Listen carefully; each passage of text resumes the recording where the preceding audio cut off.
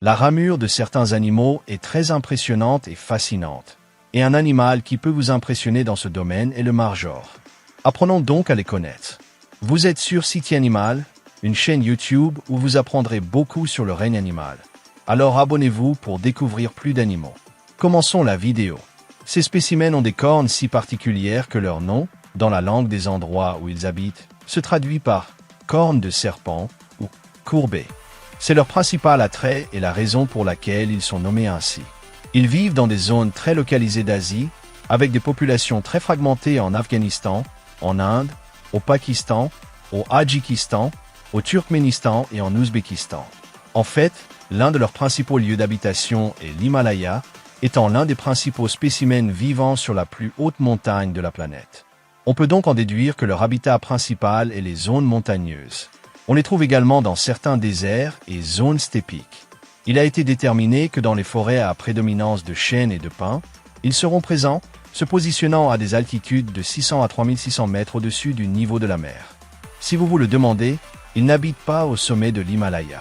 Ils appartiennent au genre Capra, étant de petits ruminants, différents des ovins, mais avec certaines controverses dans le domaine de la classification biologique, avec cette sous-espèce. Ce sont des animaux assez volumineux, ils mesurent de 1,40 à 1,80 mètres de long, avec une petite queue qui ne mesure que 8 à 14 cm, et leur poids se situe entre 50 et 80 kg, étant un peu plus grand que les chèvres domestiques auxquelles nos yeux sont habitués. Ils ont un pelage très long qui a tendance à s'emmêler, on peut donc leur voir des cadenettes, surtout sur le poil du cou. Celui-ci a 3 couleurs prédominantes dans leur barbe, brun, blanc et gris, tandis que le reste de leur corps a une coloration qui va du brun clair au brun foncé ou gris, selon la sous-espèce. Sur leurs pattes, au niveau de l'articulation avec les phalanges, ils sont dotés d'une bande blanche. La partie qui ressort le plus chez eux est leurs énormes cornes, qui peuvent atteindre jusqu'à 160 cm pour les spécimens les plus grands. Elles se courbent en spirale, ce qui les rend uniques par rapport à d'autres espèces de chèvres, car eux seuls présentent cette forme singulière qui rappelle celle d'un tire-bouchon. Leurs museaux sont assez petits, avec des oreilles sous leurs cornes, et devant elles se trouvent leurs yeux. Un point à souligner est que leurs pupilles, comme celles de nombreux bovins, forment une sorte de rectangle, ce qui leur donne une apparence singulière. Le détail chez les chèvres est que c'est très visible. Ils présentent une légère bosse au garrot. Leur corps est carré et soutenu par des pattes fines, ayant 2 sabots à chaque extrémité et 2 doigts qui ne touchent pas le sol, étant des animaux artiodactyles en raison de leur nombreuses paires de doigts. Leur dimorphisme sexuel est facile à observer. Les mâles sont plus grands et plus robustes que les femelles. Et même si les deux sexes développent des cornes, ce sont les spécimens mâles qui ont la plus grande ramure, en plus de développer une plus grande barbe. Les femelles sont des animaux qui forment des groupes, dominés par des sœurs et des petits, pouvant avoir une structure sociale allant jusqu'à 8 ou 9 individus. Le fait de former des groupes est lié au sexe, contrairement aux mâles, qui sont généralement solitaires et ne s'intègrent au groupe qu'en période de reproduction. Ils restent alors proches des femelles, mais n'interagissent presque pas avec elles. Ce sont des spécimens diurnes qui passent la majeure partie de la matinée à se déplacer. Ainsi, ils trouvent leurs ressources et les consomment, puis s'allongent au sol et ruminent, mâchant leur nourriture régurgitée pendant longtemps. Comme leur nourriture est très saisonnière, ils se déplacent constamment sur leur territoire. Ce sont d'excellents grimpeurs, capables de monter sur les pentes les plus raides, car leurs petits pieds leur permettent de supporter et d'escalader les différentes saillies qui se forment dans les montagnes. Certains tombent et meurent de cet événement, donc seuls les plus habiles survivent, ce qui devient une condition prédominante chez eux. Ils réalisent des sauts acrobatiques. Leur région présente des changements climatiques extrêmes, et lorsque l'hiver approche, il devient très rigoureux. Ces animaux, grâce à leur pelage et leurs habitudes, supportent cette condition. Ils ont un territoire de 1 à 9 congénères par kilomètre carré, étant très limité en raison du terrain rocheux dans lequel ils vivent, donc ils ne peuvent pas se permettre de s'étendre sur une plus grande surface. Bien que les mâles soient tolérants, ils ont tendance à devenir hostiles entre eux en période de reproduction. Leur vision est très nette, se plaçant sur des hauteurs, ils ont une vue panoramique bien plus grande sur ce qui se passe dans leur environnement. Leur odorat, comme chez d'autres herbivores, est très développé et leur permet de localiser leur subsistance à plusieurs kilomètres de distance. Leurs oreilles sont également une source vitale d'informations, produisant des vocalisations particulières de chèvres et se mettant en alerte au moindre son qui sort de la normalité pour eux. Comme vous pouvez l'imaginer, ce sont des animaux herbivores qui consomment une grande variété de plantes saisonnières. Cela pousse cette espèce en particulier à être en mouvement constant, en plus d'être très opportunistes, car selon la disponibilité de ce qu'ils trouvent, ils peuvent consommer des herbes, des feuilles, des branches et des arbustes.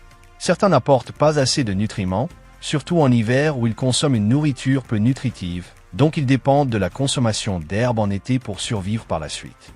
Ce sont des animaux polygynes où les mâles proches des troupeaux courtisent les femelles à proximité. Celles-ci entrent en chaleur à l'automne et en hiver, c'est-à-dire de septembre à fin février, afin que la gestation et les naissances aient lieu au meilleur moment avec une plus grande abondance de ressources. Les phéromones des femelles attirent les mâles proches et provoquent des combats extrêmement agressifs où le vainqueur a le droit de se reproduire avec le plus grand nombre de femelles possible. La gestation des mères dure de 135 à 175 jours, à peu près la même chose qu'une chèvre domestique, soit environ 5 mois et demi. Avant de mettre bas, les mères s'écartent du groupe et produisent des vocalisations uniques lors de l'accouchement, donnant naissance à 1 ou 2 petits par portée. Ils se déplacent quelques heures après la naissance, étant protégés par le troupeau qui les soigne. Lorsque plusieurs naissent en même temps, ils sont placés au centre. Ils doivent suivre les déplacements du groupe, apprenant très tôt à se déplacer sur le terrain escarpé de la région. Ils peuvent jouer avec les autres jeunes. Ils sont nourris par la mère pendant un allaitement de 6 mois. Ils peuvent rester dans le groupe après le sevrage, mais lorsque la mère entre à nouveau en chaleur, les mâles s'écartent pour former des groupes. À la maturité sexuelle, qui survient vers 3 ans pour les deux sexes, ils deviennent solitaires, tandis que les femelles ont tendance à hériter des groupes. Ils vivent à l'état sauvage de 11 à 13 ans. Leur plus grand problème est le caractère extrême du lieu, mais ils ne sont pas non plus à l'abri des prédateurs. Ils sont recherchés par les panthères, les léopards des neiges, les lynx, les loups et les rapaces comme les aigles. La plupart d'entre eux font également face aux conditions de la région, donc les margeurs se trouvent dans une voûte qui les protège. En captivité, ils vivent également 11 à 13 ans.